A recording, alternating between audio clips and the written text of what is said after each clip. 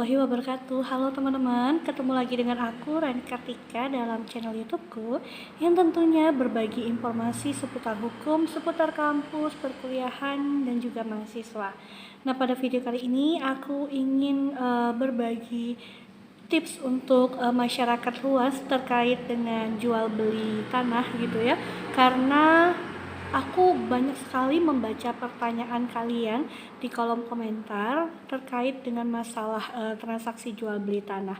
Nah, tipsnya ini berkaitan apa yang harus kalian perhatikan sebelum kalian itu membeli tanah.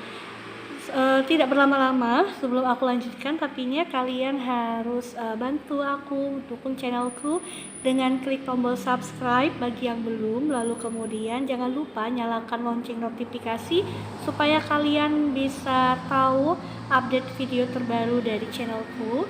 Dan jika dirasa ini bermanfaat, kalian boleh tolong share ke teman-teman kalian biar banyak yang mendapatkan edukasi di bidang hukum secara gratis gitu ya.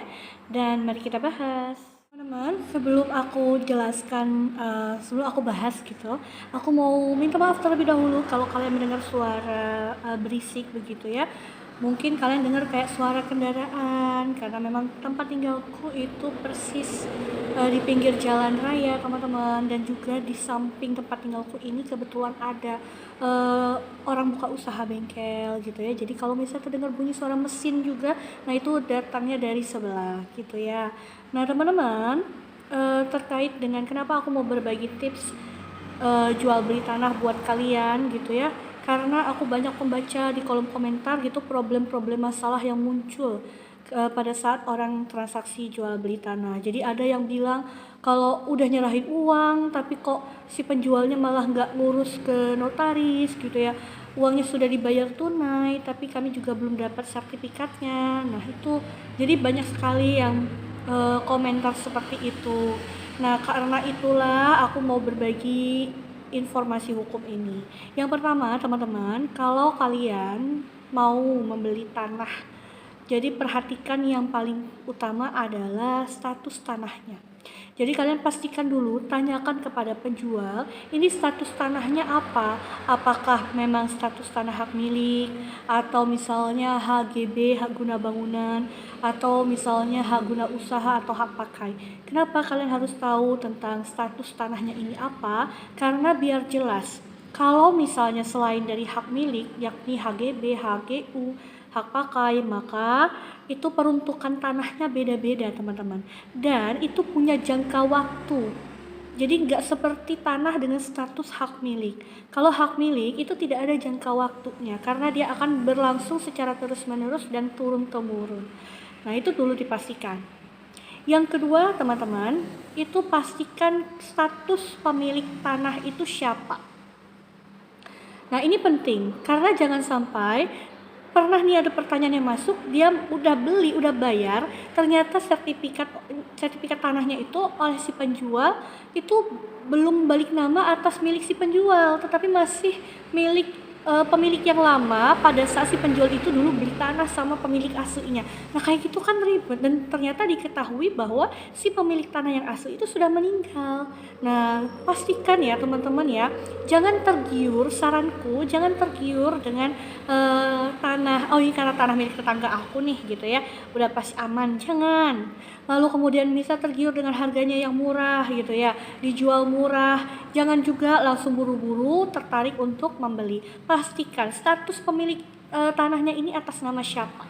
Coba minta ditunjukkan sertifikatnya gitu ya, sertifikatnya benar nggak atas nama si penjual. Kalau tidak, kalian perlu pertanyakan, ini kok namanya beda gitu ya, mana orang yang namanya ini dicantumkan dalam sertifikat, kenapa nggak sama dengan nama si penjual gitu ya. Apakah mungkin saja nama yang di sertifikat itu nama orang tuanya si penjual udah meninggal, tapi memang si penjualnya tidak melakukan proses balik nama. Nah itu kan sebenarnya sangat riskan ya untuk diperjualbelikan, karena si nama yang tercantum dalam sertifikat sudah meninggal, dan otomatis kalau memang si penjual itu adalah anaknya, itu kan harus diturun waris dulu, baru nanti pecah sertifikat, baru bisa diperjualbelikan. Jangan sampai nanti malah jatuhnya kalau misalnya dibilang gini, ya udah nanti kan bisa diurus sekalian, nggak apa-apa, itu nanti malah biayanya biasanya lebih besar gitu ya. Jangan sampai pembeli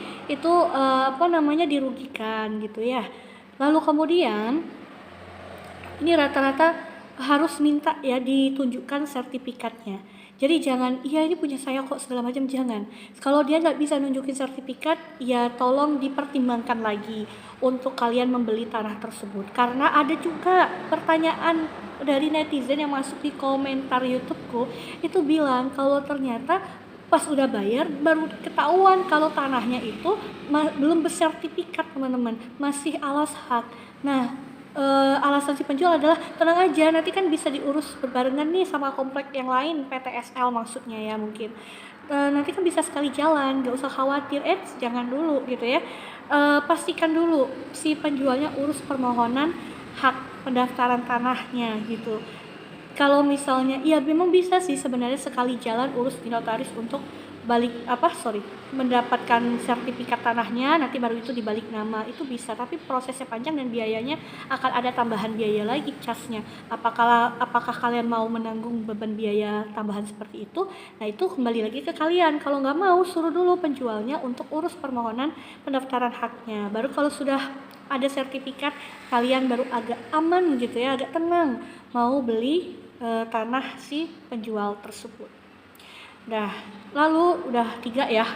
Lalu yang keempat itu adalah nanti tolong kalau misalnya belum dibuat perjanjian hitam di atas putih gitu ya, tolong si pembeli harus cerdas.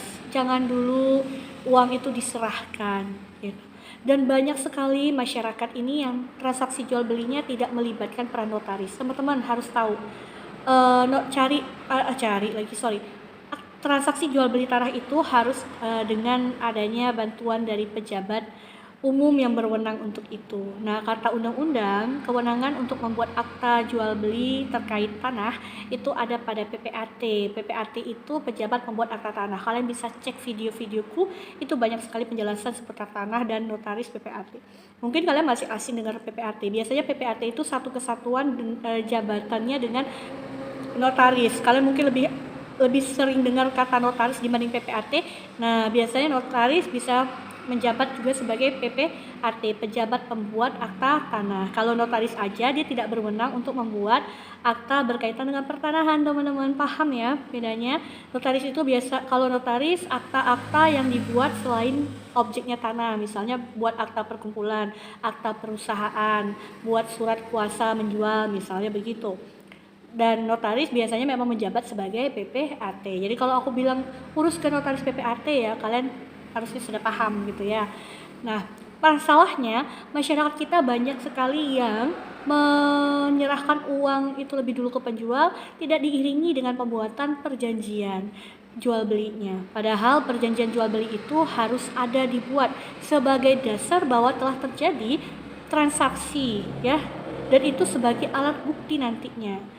Nah, kalau mau dibuat di bawah tangan dulu antara para pihak boleh, nanti itu dibawa ke notaris. Ingat, proses jual beli tanah sampai balik nama pada sertifikat tanahnya itu adalah melalui notaris PPAT sampai ke Badan Pertanahan Nasional.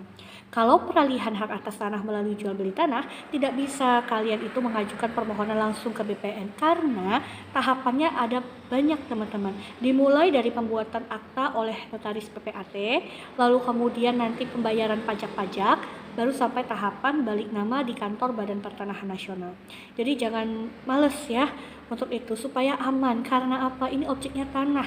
Saya selalu bilang kalau tanah itu sifatnya kan apa ya, tanah itu kan setiap tahun itu nggak rugi lah kalau punya tanah gitu ya, karena setiap tahun itu harga bisa naik gitu kan ya, jadi aset yang sangat menguntungkan. Nah, jangan sampai kita itu dirugikan dengan adanya transaksi jual beli tanah, karena memang berpotensi sekali timbulnya sengketa atau permasalahan di bidang pertanahan. Makanya hukum terutama terkait transaksi peralihan hak jual beli tanah ini menyarankan, mewajibkan transaksi jual beli tanahnya, aktanya itu dibuat di notaris PPAT. Kebanyakan dari kalian saya baca komentar, nggak perlu lah, nggak mau karena biayanya takut mahal atau apa. Gini ya teman-teman, kalau misalnya kantor notaris PPAT itu kalau kalian rasa itu mahal, kalian bisa tanyakan dulu di awal ketika masuk ke kantornya, tanya-tanya dulu, nanti fee-nya berapa ya kalau saya mau jual beli tanah gitu ya, harga tanahnya sekian, saya jual belinya. Nanti kan itu dicek sama notarisnya, pajaknya segala macam gitu ya. Dan kalau kalian rasa mahal, kalian boleh nggak jadi pakai jasa notaris itu, boleh pergi ke notaris yang lain gitu ya sebagai perbandingan. Siapa tahu kalian menemukan notaris dengan biaya fee yang sedikit murah gitu ya. Dan fee-nya itu kan beda-beda tiap notaris, tapi yang sudah pasti ada biaya yang berdasarkan nilai transaksi tanah itu kan pajak-pajak dan biaya balik nama sertifikat ya teman-teman ya. Nah itu yang mutlak, jadi kalian boleh sebenarnya, kalau misalnya takut-takut daripada saya ngurus ke notaris, udah ngurus sendiri aja, gak bisa kalau lewat transaksinya jual beli tanah, mau ngurus sendiri ke BPN, karena nanti berkas BPN itu salah satu mensyaratkan melampirkan akta jual beli dari yang dibuat oleh notaris BPN. Paham ya? Oke, mungkin itu aja yang dapat aku sampaikan teman-teman tipsnya. Semoga ini bermanfaat buat kalian masyarakat umum. Semoga kalian menjadi tambah paham bagaimana alur mekanisme hukum terutama terkait dengan pertanahan. Semoga bermanfaat. Mohon dibantu untuk share ke teman-teman kalian, rekan-rekan kalian semuanya yang kebetulan mungkin butuh informasi terkait dengan jual beli tanah ini. Terima kasih. Assalamualaikum warahmatullahi wabarakatuh.